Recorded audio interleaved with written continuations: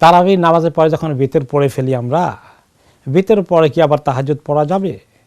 কারণ আরেকটি হাদিস এসেছে, রাসূলুল্লাহ সাল্লাল্লাহু আলাইহি ওয়াসাল্লাম ইরশাদ করেছেন যে তোমরা তোমাদের রাতের নামাজ পড়লে আখিরি নামাজটা বিতর করে ফেলো, তোমাদের তাহাজ্জুদ ইত্যাদি পড়ার ইচ্ছা কামনা থাকলে বিতরটাকে শেষ দিয়ে নিয়ে যাও। সেই হিসাবে আমরা যখন অন্যান্য সময়ে তাহাজ্জুদ পড়ি, রেগুলার যাদের আল্লাহ তাআলা তৌফিক দান করেছেন, তাদের জন্য ভালো আমল হচ্ছে বিতরটাকে তারা তাহাজ্জুদের পরে পড়বেন। আর যারা মনে করেন যে রেগুলার তাহাজ্জুদ তো পড়ি না, মাঝে মধ্যে মিস হয়ে যায়, তাহলে কি করা যায়? আবার বিতর রেখে দিলাম লেটে, তখন ফজরের সময় হয়ে গেলে মুশকিল। তাহলে তাদের জন্য শোয়ার আগে পড়াটা উত্তম সময়।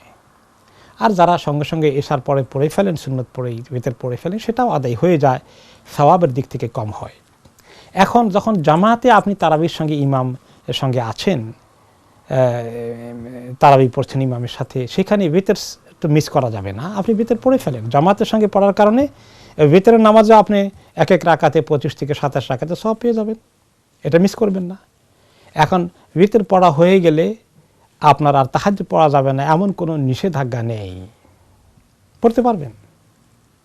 রাসূলুল্লাহ সাল্লাল্লাহু আলাইহি ওয়াসাল্লাম বিতর কে শেষ রাকাত শেষে পড়তে বলেছেন, কিন্তু তিনি নিজেও মাঝে মধ্যে 2 রাকাত পড়তেন বিতর পড়ার পরে, যেটাকে আমাদের দেশে হালকি নফল বলে অনেকে।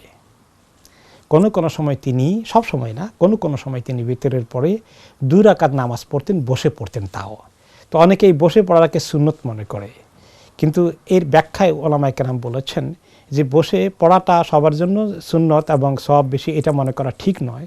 কারণ তিনি 2 কারণে পড়েছেন। যে কেউ যদি মনে করে তাহাজ্জুদ পড়ার আগেই বিতর পড়ে ফেলেছেন, এখন বা তাহাজ্জুদ পড়লেন তারপরে বিতর পড়লেন, এখন আরও সময় আছে, আর কি নামাজ পড়তে পারবেন না, একেবারে নিষেধ নয়, মনে চলে পড়তে পারবে, সেই জন্য ওই 2 রাকাত পরে তিনি দেখালেন যে তাহাজ্জুদের পরেও আরও পড়া যায়, চাইলে বিতরের পরেও তাহাজ্জুদ পড়া যায় কন্টিনিউ করলে, ওয়াক্ত থাকলে।